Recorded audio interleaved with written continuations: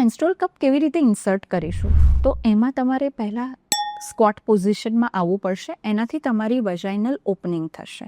એના બાદ proper hand wash કરી લો અને તમારો જે મેન્સ્ટ્રુઅલ કપ હોય એને સી ફોલ્ડમાં લઈ આવીશું અને પછી તમારી વજાઇનામાં એને ઇન્સર્ટ કરીશું તો વેક્યુમ ક્રિએટ થશે અને તમે ઇઝીલી મેન્સ્ટ્રુઅલ કપને વજાઇનામાં ઇન્સર્ટ કરી શકશો. આ મેન્સ્ટ્રુઅલ કપને ઇન્સર્ટ કરવા માટે તમે ટેલ બોનની ડાયરેક્શનમાં જશો તો ઇઝીલી ઇન્સર્ટ કરી શકશો. 4 થી 6 કલાક થઈ ગયા પછી તમે એને રિમૂવ કરવા માટે અગેન હેન્ડ વોશ કરો અને જે તમારો મેન્સ્ટ્રુઅલ કપ છે એની સ્ટેમ શોધવાનો ટ્રાય કરો.